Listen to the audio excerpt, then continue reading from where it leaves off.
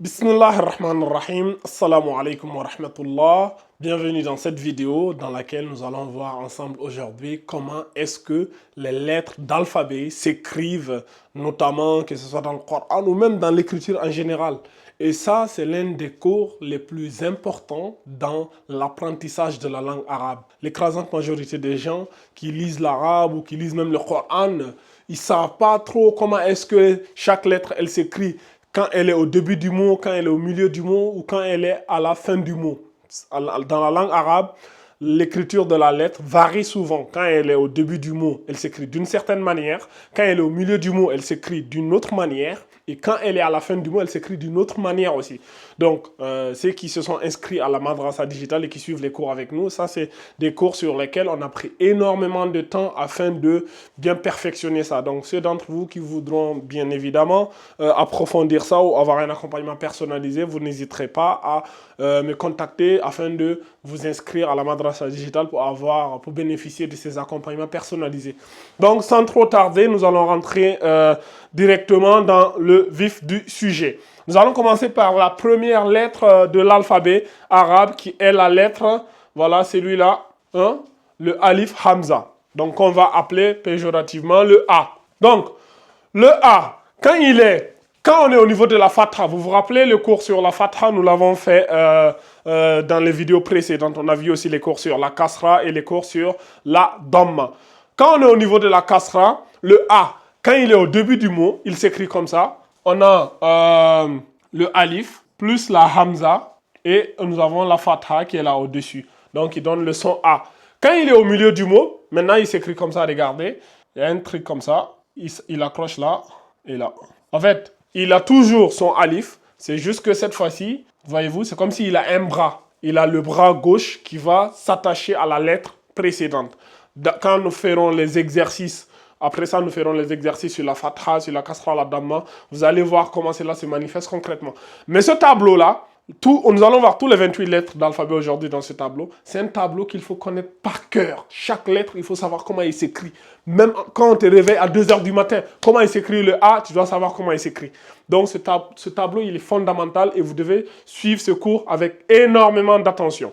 Donc à la fin du mot aussi, toujours pareil.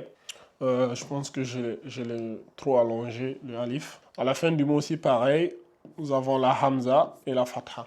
Donc, voyez-vous, le A, au niveau de la fatha, que ce soit au milieu ou à la fin, ils s'écrivent de la même manière. Et les lettres qui s'écrivent de la même manière au milieu et à la fin, il y a une règle particulière. Il y a une règle assez particulière sur ces lettres-là.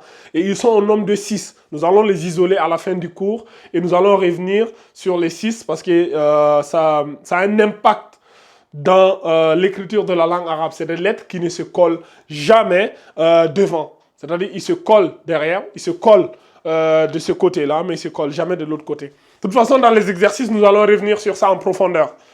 Donc, ça, c'était au niveau de la fatha. Donc, à la fatha, le A, il s'écrit comme ça. Au niveau de la kasra, vous vous rappelez, la hamza, elle est en bas. Donc, on a ceci. La hamza, elle est en bas. Ça, c'est au début. Au milieu, au niveau de la hamza, c'est comme si on écrivait le I dans la langue française. Regardez, comme ça. C'est comme si c'était un I en français, comme ça. Et nous avons la hamza qui est là. Est-ce que vous voyez? La hamza, elle n'est pas en bas. On ne met pas la hamza en bas ici, comme ça. Il y en a, ils vont penser qu'on met la hamza en bas. Non, la hamza, elle est en haut. Et, bien évidemment, on met maintenant la kasra en bas. Après, on peut mettre la kasra comme ça aussi. Si on veut, on peut mettre comme ça. On fait le symbole I là. On met la hamza là. Et on met la kasra là, juste en bas du hamza. C'est possible aussi, c'est faisable. Vous pouvez voir ça régulièrement. Quand vous voyez la voyelle qui est en bas du hamza, c'est une kasra et non une fatha. Est-ce que vous comprenez? Donc nous reviendrons sur ça aussi dans les exercices un peu en profondeur, Inch'Allah ta'ala. Donc ça c'est quand il est au milieu du mot. En gros, pourquoi j'ai dit I, c'est comme si il accroche à gauche avec une autre lettre et à droite aussi il va accrocher à une autre lettre. Est-ce que tu vois? Il accroche à gauche et il accroche à droite. Continuons. Et lorsque nous sommes à la fin du mot, c'est comme s'il s'écrit avec le ya, comme ça. Est-ce que vous voyez? Elle s'écrit comme ça, la lettre là, et on lui met, voilà, la kasra là. Ça, c'est quand il est à la fin du mot. À la fin du mot, au niveau de la kasra, ça s'écrit comme ça, avec un ya. Ça veut dire, il accroche là, Tu vois, par exemple, il va accrocher avec une lettre là, et à la fin, ça fait une forme de ya. Est-ce que vous voyez? Ça aussi, nous allons le revoir, Inch'Allah ta'ala, en profondeur dans les exercices. Et là, nous sommes au niveau de la Dhamma.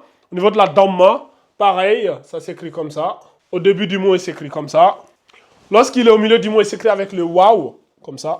Et il colle comme ça, il accroche. Est-ce que vous voyez? On a le waouh, et là, il accroche. Il accroche à la lettre qui le précède. Est-ce que vous voyez? Et lorsqu'on est à la fin du mot aussi, c'est pareil, comme ça. Il accroche aussi. Est-ce que vous voyez?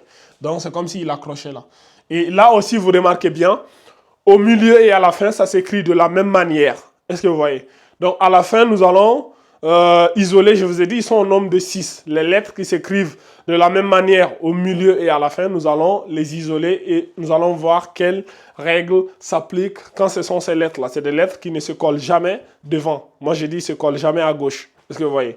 Donc, ça, c'est pour le A, la première lettre de l'alphabet. Quand nous sommes au niveau de la fatha, voilà comment elle s'écrit. Donc au début, au milieu du mot et à la fin du mot. Lorsque nous sommes au niveau de la kasra, voilà comment elle s'écrit. Au début, au milieu et à la fin du mot. Et lorsque nous sommes au niveau de la dhamma, voilà comment elle s'écrit. Au début, au milieu et à la fin du mot. Donc, nous allons passer à la lettre suivante. Je vais effacer ça.